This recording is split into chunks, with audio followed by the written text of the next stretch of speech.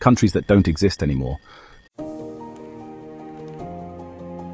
Imagine waking up one day to discover your country is no longer on the map. Its name erased, its flag retired, and its government dissolved. The world is full of stories of nations that once stood proudly, only to fade into memory. Whether through war, colonization, peaceful dissolution, or political upheaval, many countries have vanished from existence. But their legacies linger in culture, language, architecture, and borders. Today, we explore 10 fascinating countries that no longer exist, and the incredible stories behind their rise and fall. Number 1. Yugoslavia. Yugoslavia emerged after World War I as the kingdom of Serbs, Croats, and Slovenes. It was later renamed Yugoslavia, meaning Land of the South Slavs. For decades, it functioned as a multi-ethnic federation held together by strong leadership and socialist ideals under Josip Broz Tito. But after his death in 1980, cracks began to form. Rising nationalism and economic hardship tore the country apart in the 1990s. A series of brutal conflicts erupted, leading to the eventual formation of 7 independent nations: Bosnia and Herzegovina, Croatia, Slovenia, Serbia, Montenegro, North Macedonia, and Kosovo. Though gone, the Yugoslav identity still lingers in shared culture and memory.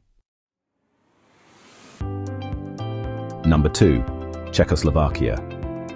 Formed in 1918 after the collapse of the Austro-Hungarian Empire, Czechoslovakia brought together Czechs and Slovaks into one democratic republic. Despite Nazi occupation and later decades under Soviet control, the country maintained a distinct national identity. In the 1980s, the Velvet Revolution peacefully ended communism. Then, in 1993, the country split peacefully in what became known as the Velvet Divorce. The Czech Republic and Slovakia emerged as 2 sovereign nations, proving that sometimes countries can dissolve without bloodshed, just mutual respect. Number 3. Ottoman Empire. The Ottoman Empire was one of the longest-lasting and most powerful empires in history. Spanning from the 14th century until 1922, it controlled parts of Southeast Europe, the Middle East, and North Africa. At its peak, it stretched from Hungary to Yemen. But by the 1800s, it began to weaken, plagued by internal decay, rebellion, and European competition. After World War I, the empire collapsed. Its final breath came in 1922, when the last Sultan was deposed and modern-day Turkey was born. But the Ottoman legacy is still visible in architecture, language, cuisine, and political tensions that linger across the region. Number 4. Tibet. Tucked high in the Himalayas, Tibet was once an independent theocracy ruled by the Dalai Lama. It had its own language, traditions, and spiritual governance. But in 1950, China invaded, and by 1959, after a failed uprising, the Dalai Lama fled into exile in India. Since then, Tibet has remained an autonomous region of China, though many Tibetans see this status as occupation, not unity. Cultural suppression, surveillance, and population shifts have altered the Tibetan way of life. Yet despite decades of control, Tibet's spiritual identity endures through its people and diaspora. Number 5. Soviet Union. The Soviet Union was more than just a country, it was a superpower. Created after the Russian Revolution in 1922, it became the center of communist ideology and a dominant force through the Cold War. Stretching from Eastern Europe to the Pacific, it encompassed 15 republics. But by 1991, internal corruption, nationalism, and economic collapse forced its breakup. Russia remained the largest successor state, but others, Ukraine, Latvia, Georgia, and more, forged their own paths.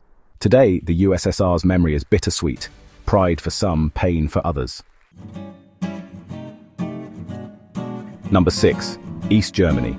After World War II, Germany split into 2. East Germany, or the German Democratic Republic, was a Soviet-aligned state, known for its authoritarian regime and its infamous secret police, the Stasi. The Berlin Wall, well, it really symbolized this divide. Life in East Germany was tightly controlled, with shortages and censorship everywhere. But in 1989, the wall finally fell. East Germany was absorbed into the West, ending its 40-year existence. Still, the scars and a certain nostalgia, often called ostalgie, linger among former East Germans. Number 7. Rhodesia. Rhodesia, a British colony in southern Africa, unilaterally declared independence in 1965 under white minority rule. The move was condemned globally. What followed was a bitter guerrilla war between the Rhodesian government and nationalist African forces fighting for majority rule. After years of violence and economic sanctions, the Lancaster House Agreement paved the way for free elections. In 1980, Rhodesia became Zimbabwe, led by Robert Mugabe. But the transition was not without struggle, from land redistribution controversies to authoritarian governance. Rhodesia is gone, but its shadows still influence Zimbabwe's political climate today. Number 8. Biafra. Biafra, a short-lived secessionist state in southeastern Nigeria, was born out of deep ethnic tensions and the massacre of Igbo people in northern Nigeria. Declaring independence in 1967, Biafra existed for only 3 years before being crushed by the Nigerian government in a devastating civil war. The humanitarian crisis was severe. Images of starving children shocked the world. Though militarily defeated in 1970, the spirit of Biafra lives on. Many Igbo people still feel marginalized and continue to push for recognition, autonomy, or even independence. The scars of that war remain etched into Nigeria's political consciousness. Number 9. United Arab Republic. In the heat of Pan-Arabism, Egypt and Syria joined forces in 1958 to form the United Arab Republic. The idea was revolutionary: a single Arab state, united in politics, language, and religion. Led by Egypt's charismatic president Gamal Abdel Nasser, the UAR became a symbol of hope for Arab unity. But the reality was far more complex. Syria felt increasingly dominated by Egypt, and after just 3 years it withdrew from the Union. Egypt retained the name until 1971, but the grand vision of Arab unification faded. Still, the dream of unity echoes today in Arab nationalism and regional politics. Countries are not eternal. They rise and fall, drawn by borders that shift with time, war, and ideology. Yet, even when a country disappears, its story lives on in culture, memory, and history.